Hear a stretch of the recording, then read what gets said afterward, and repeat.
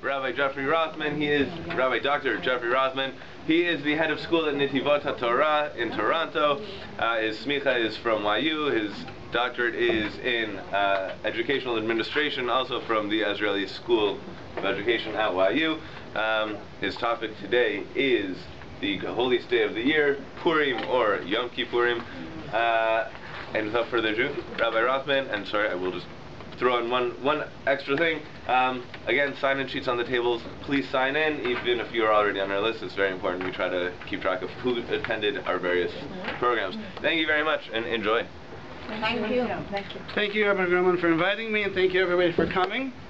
So we're going to start off today with a whole bunch of questions, and then hopefully we'll find a few themes that can tie them all together. So it'll take us a few minutes to get to our main question, which is perhaps surprising to some of us, which is the holiest day of the year, Purim or Yom Kippur. At first glance, most people assume that Yom Kippur is in fact the holiest day of the year, so we'll have to see why that may or may not be the case. I want to start one step back. You know, most of us probably in our lifetime, as we experience the Torah, and specifically as the weeks go by and we learn through the Parshiot, there are certain questions, certain philosophical questions that we might come across. And one that always bothered me, until thankfully I finally found an answer, which will get woven in here hopefully, was we know after the Jews leave Mitzrayim, after the splitting of the Yam Suf, the Jews get the Torah sometime later, and then somehow a couple of days later, 40 days later, we end up with the Chet HaEgel. However we understand exactly what that Chet was, what the Jews did to serve, to create this golden calf, it baffles the mind. How could it possibly have happened? I'd like to think that I'm a pretty decent Jew, and had I lived there experiencing all of those miracles, I'd like to think that I wouldn't have taken part in that. So it always bothered me, how could it be, after experiencing such amazing miracles, seeing the hand of God, literally, yet so soon later they came up to such a terrible avera, such a terrible sin. So that's my overarching question, which always bothered me. And we'll put that in the background, because I think as we get to it, it'll help us understand a number of things. Let's take a moment now and take a look at the sources that I provided. We're going to read through a few sources and then try to understand them. So the very first source comes from the Medrash Yalkut Shimoni, which says, Kol HaMoadim, all of the Jewish holidays, Asidin Lihibata, will eventually, in the times of the Mashiach and beyond, Lihibata will become nullified, will become no longer necessary. V'yemei HaPurim lo yehei nivtalam, but the only one that will remain is Purim. Now, just as a bit of a source that might come as a surprise, right, it is the only one. There may be some other opinions in that Medrash, but the prevailing opinion is that the only holiday that we currently practice that will continue, so to speak, forever, is the holiday of Purim. It is based on the pasuk from the Megillah, which is source 2, which says, V'yemei HaPurim ha'ela, these days of Purim, Lo ya'avru mitoch ha'Yehudim, they will not pass by the Jews, V'zichram lo yasav mizarm, they will never be forgotten from the descendants of the Jews. So the source, the Medrash quotes as a proof to this idea, is based on this pasuk that Purim will never be forgotten. It will always be practiced, even in the times of Mashiach, when we're all brought back to Eretz Yisrael and the Beis HaMikdash is rebuilt. Nevertheless, Purim will remain. Nothing else will remain. So that obviously suggests, well, again, we need to understand why, that there is something special about Purim that perhaps is more special than any other holiday as well.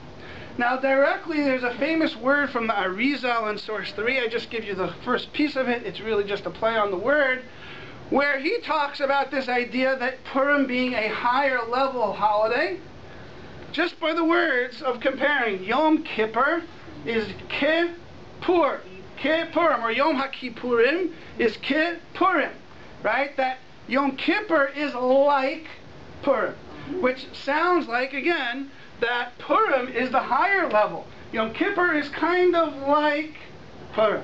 So again, how we understand when we all know that Yom Kippur is the day of Slicha v'Kapara, it's the day when all of our Averot are totally, absolved and forgotten in Hashem's eyes.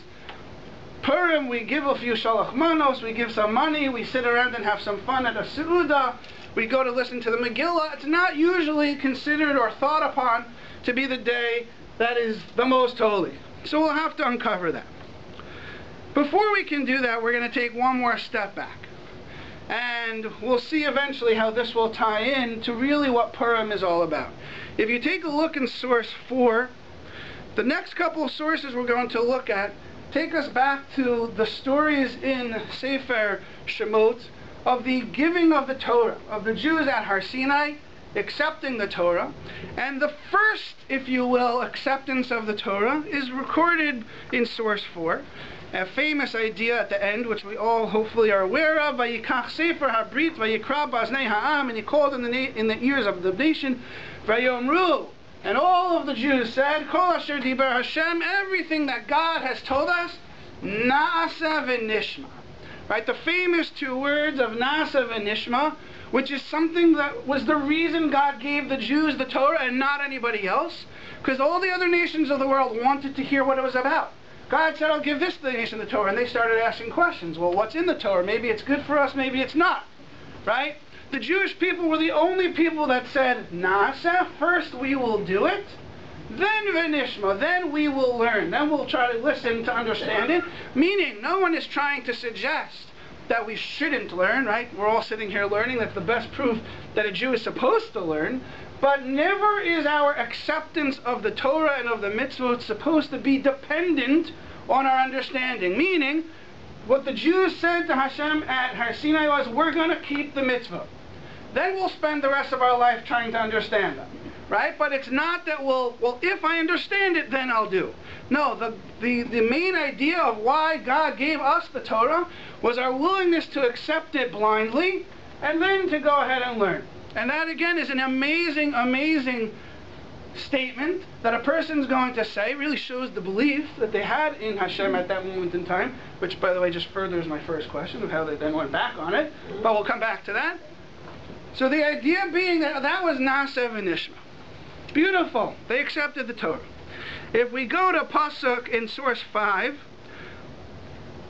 the Torah says, Vayotzei Moshe es ha'am l'krat Elokim, and Moshe went out to the people, min ha'machane, from the camp, the famous words, Vayityatzvu b'tachtit ha'har, and they gathered at the foot of the nation. And Rashi quotes the famous Gemara, it's a Medrash too, little different versions, but if you jump for a moment, please, to source 8, the Gemara there in Maseches Shabbos, quotes, and this is again what Rashi on that pasuk will link you to.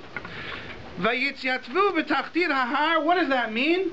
Amar Rav Avdimi bar Chama bar Chasa. So this rabbi in the Gemara said, famous words, Melami shekafa al Kadosh Baruch Hu aleim et ha'har kigigi.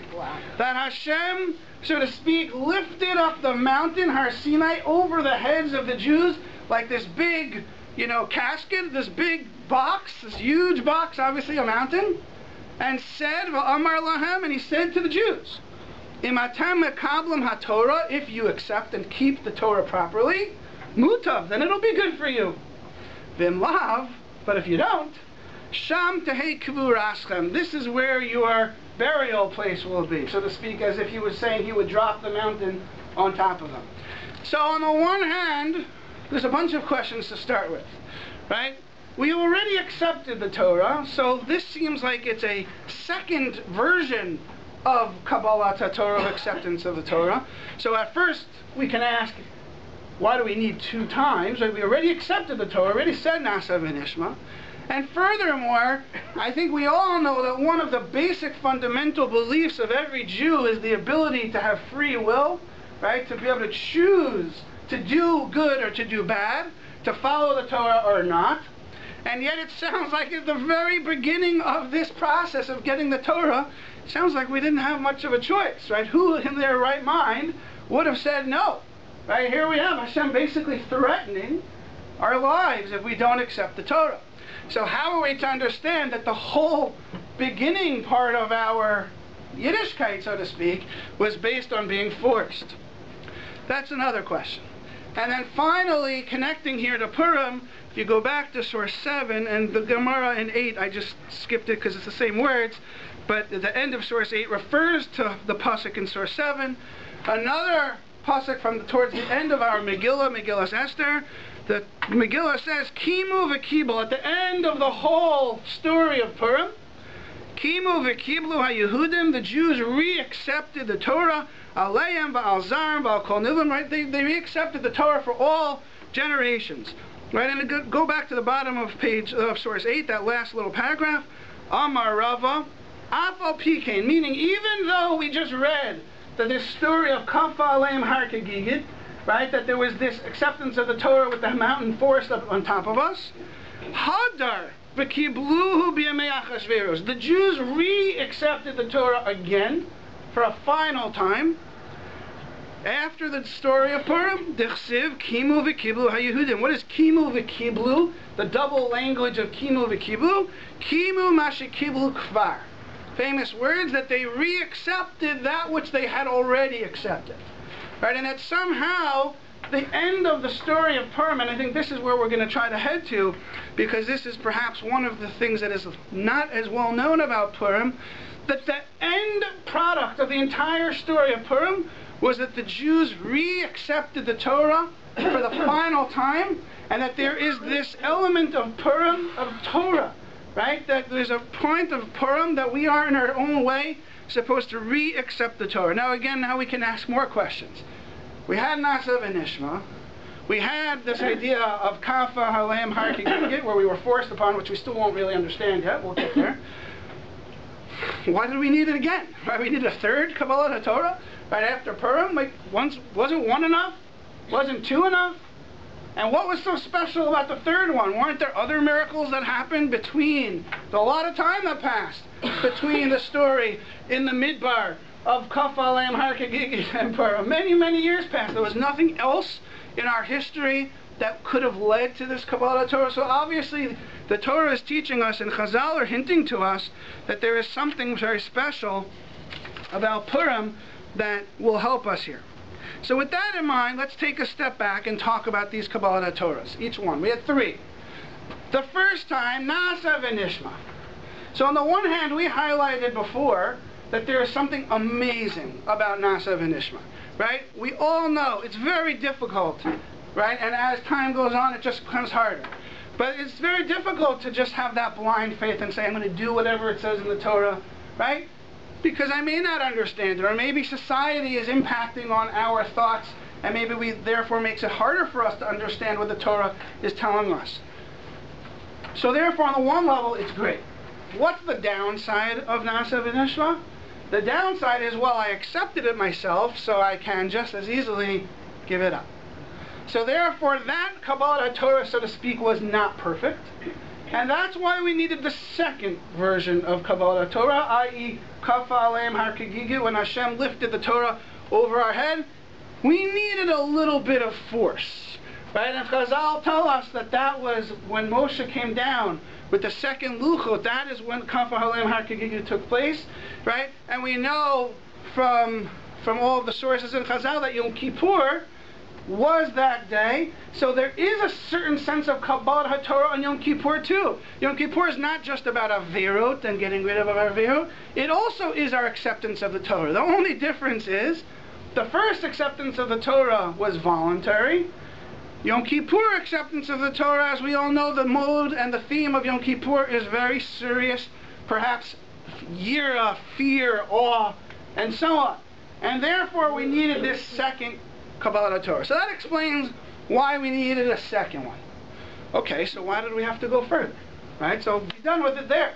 What happened that we needed Purim for? So for that, I think, is where we need to understand a little bit better what it meant that we were forced. Because again, it can't be that we were literally didn't have free will, because that would fly in the face of the basic fundamental beliefs of Torah Judaism. The Maharal over there on that part of the parsha explains that essentially the miracles of Yetziat Mitzrayim, the miracles of Kriyat Yamsuf, the miracle now of Har Sinai, right? they were so awesome. They were so supernatural, right? It's hard for us even to believe that they happened to some degree, right, or to envision it. They were so supernatural that anyone who was there at the time would have had no choice. Meaning you did have a choice, but it was so awesome that, you know, who wouldn't have done that, right? So it's not that we were forced, so to speak. It doesn't mean that literally this mountain would have fallen on our head and killed us, but the theme is trying to teach us that we were so in awe by this experience that it was as if we didn't have a choice, even though obviously, you know, the free will was never really lifted out from under us. So with that understanding, I think we can understand a little bit, and we'll tie this back again at the end. My first question, which really always troubled me: how could we understand the Chet HaEgel? How can we understand that so soon after all of this, the Jews, or at least the men, the Jews did a horrible Chet HaEgel? So, for any of you in the room who have teenage children or older, perhaps even in our day and age, even pre-adolescents, will know that when it comes to parenting, and when it comes to trying to get your children to do something, and this is probably true of adults too, but I'm focused on teenagers, scaring them into doing something only will last so long. It will work if you're good at it, but it will only last so long. Meaning, if I am doing the mitzvot, or whatever it is that you want your child to do, you can only scare them into doing it for a certain period of time. It will not last forever.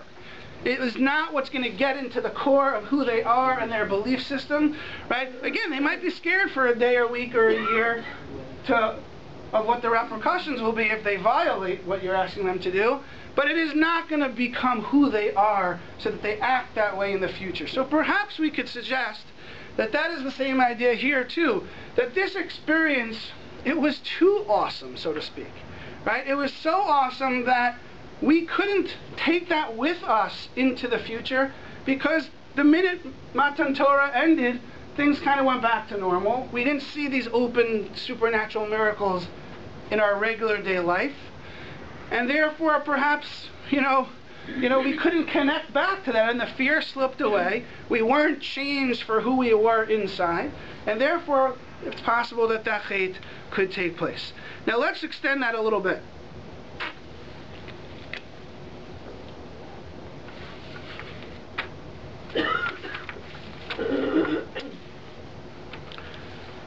If we were to compare, and again, the next piece will be, so how is Purim different, right? So then what did Purim add to this picture? So we'll get to that in a moment, okay? If we compare for a moment, to take a sidestep, which is a lot to talk about too, Purim and Hanukkah, the two rabbinic holidays, so we know there are many, many differences. Probably the only similarity is that they are the two mitzvot, two holidays where we have the special bracha of Sha'asa Nisam L'Avosinu B'Yom Heim B'Zman Hazeh, right? More or less. Maybe we could argue that it connects to Pesach too. That could be for a share another time. But that's about the only similarity, okay? But the difference is, we know, what was that? Oh, so, well, right, that's true. Yeah, that's true. There are the things, right? You can do malacha, you're correct, right? It's not like the other days where you can't do malacha. But some of the differences. On Purim, as we know, there's lots to do. There are a lot of mitzvot. There's Megillah twice. There's Matanos Lavion and the Shalach Manos. There's a Seudah. There's a lot to do. Hanukkah, the menorah, that's it, right?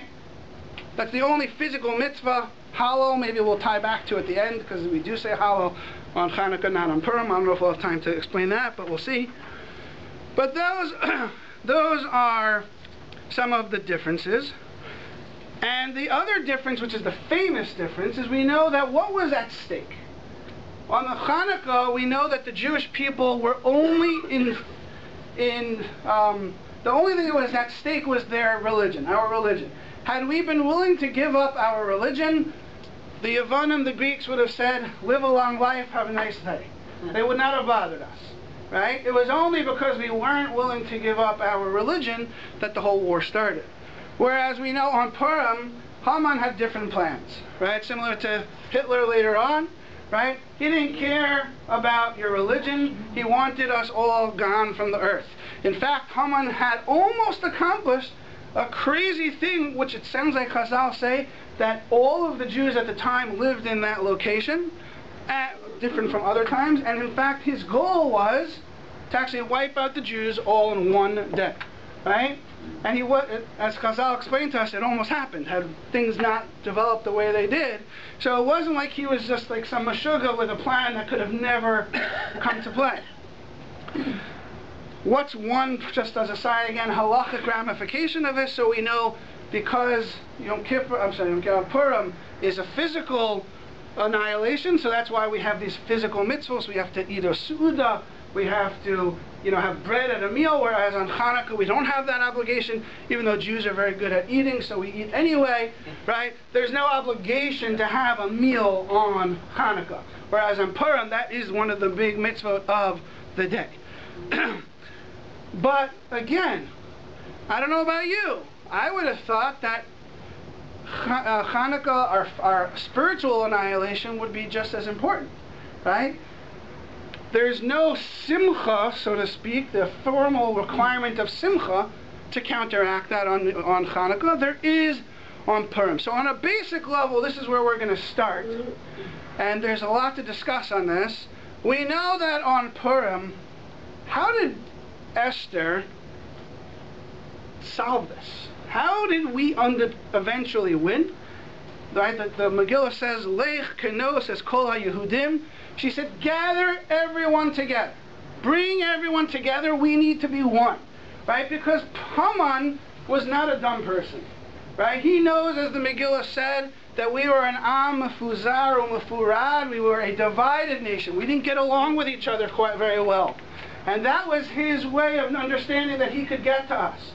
So Esther's solution could only happen by bringing us together.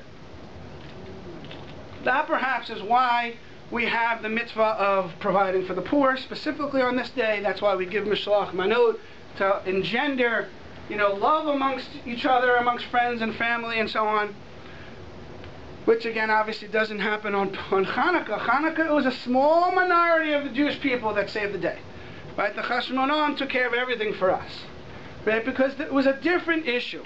So I think on a very starting level, the idea of Purim was this ability to bring people together in such a way that could even uproot the decrees of Hashem.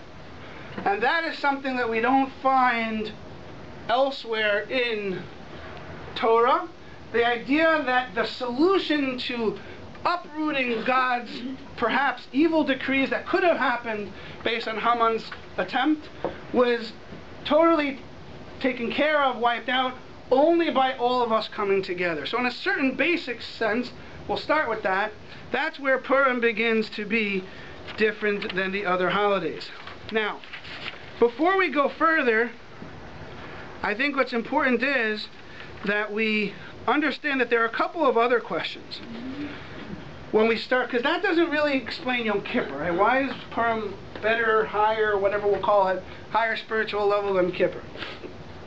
Interesting point, and I don't know, I know my grandmother, she's 95 years old, and these are the kinds of things that she just grew up knowing. Like she could tell you, this year what day Purim could fall out, or what day Pesach could or can't fall out. So it's a very interesting thing, which this one is not as well known. That if you look at the days of the week that Purim versus Yom Kippur can fall out, it's fascinating. The way it works out is that Yom Kippur can only fall out on Monday, Wednesday, Thursday, and Shabbos. Go check the calendar if you want to test me. Okay? Only fall out on Monday, Wednesday, Thursday, and Shabbos. Purim can only fall out on Sunday, Tuesday, Thursday, and Friday. Okay, so the only overlapping day is Thursday. Okay, we'll see if we have time to explain why this is. Sunday, Tuesday, Thursday, and Friday. Okay, are the only days that Purim can fall out on. So what we're seeing, and we'll try to explain that, is that they alternate, right? Meaning Thursday is the only overlapping day that they can both fall on. We'll try to see if we have time to come back to that. And the other question that I want to try to explain, which connects, right? Perhaps some of you have heard this question already over the last few days because we just read Parshat Zachor. This is a very similar question to the question I asked about the Chet HaEgel. We know when it comes to the war with Amalek, when the Jews get blindsided by Amalek, they say the word, the famous, hard to understand words, Hayesh Hashem bekerbeinu im ayin, right? Is Hashem really here? Are you kidding? Is he here? He just took us through all of Yetziat Mitzrayim. He took us through Kriyat Yam Suf, and now the Jews are saying, like, clearly there's something more to what they were saying. And with that, let's go back to Purim as a story. Now, this is something we'll try to develop in just a brief way.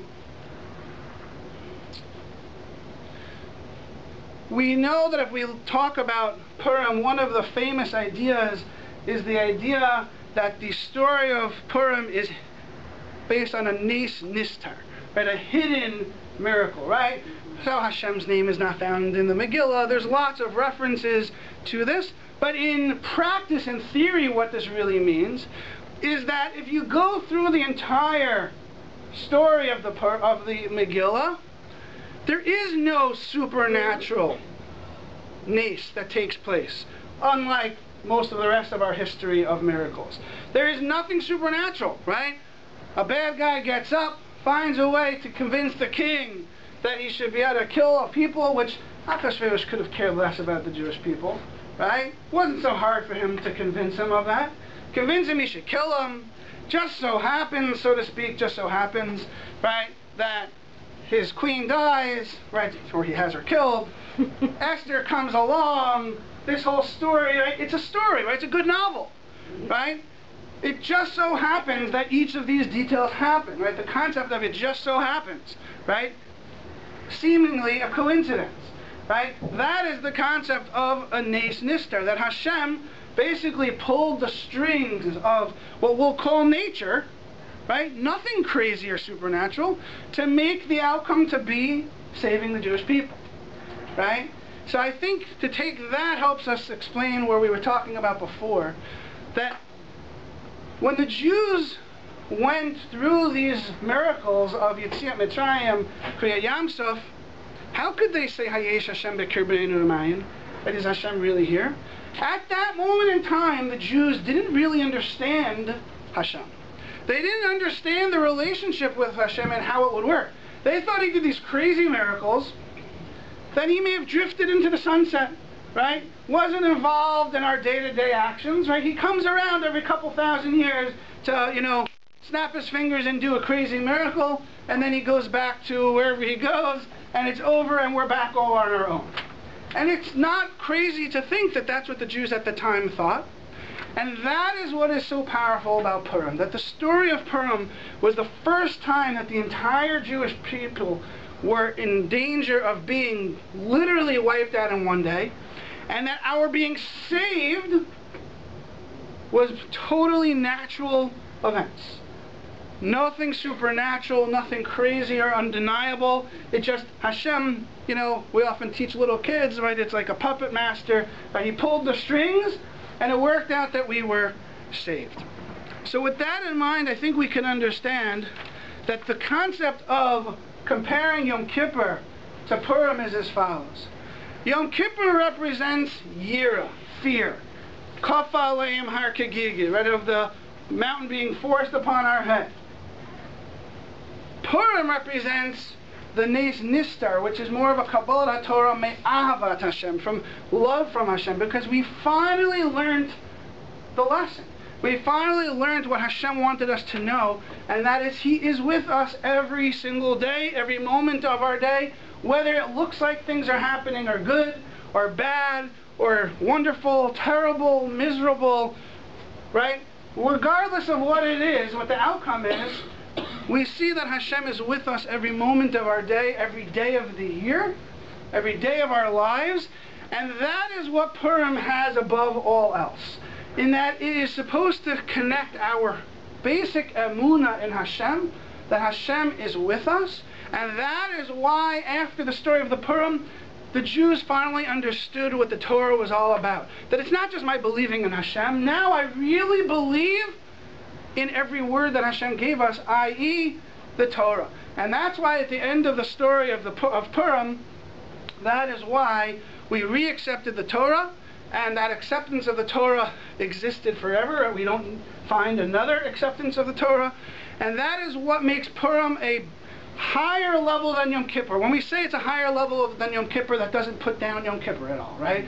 Right? They have a different sphere, right? And we're going to explain that right now as we conclude, right? Yom Kippur is really holy, don't get me wrong, right? But the notion of being forced, and not forced, but to be scared into things, as we're recognizing, is not the way to help us continue it in the future.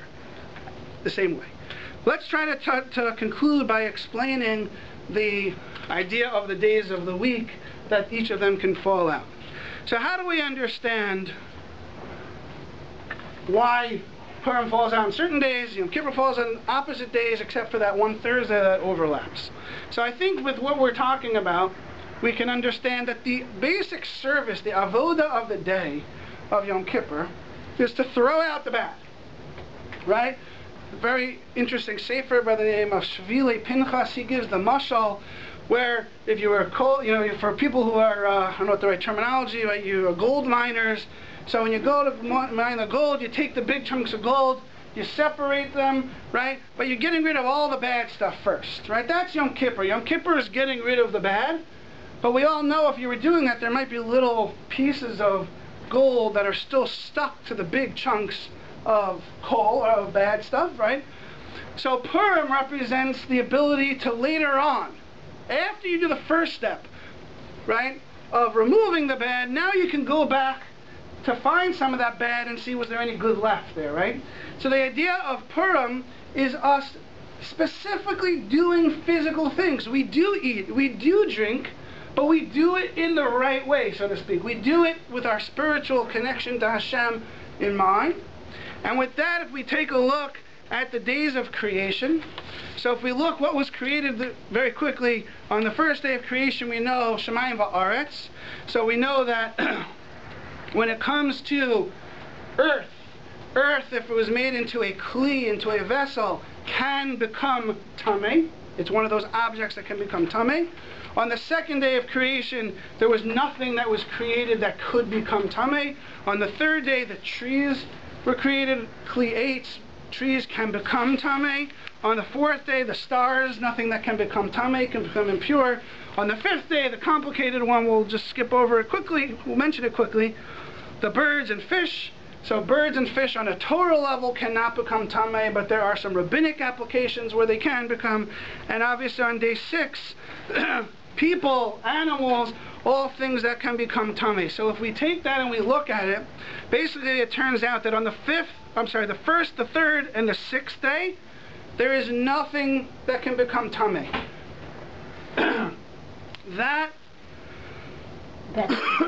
Excuse me.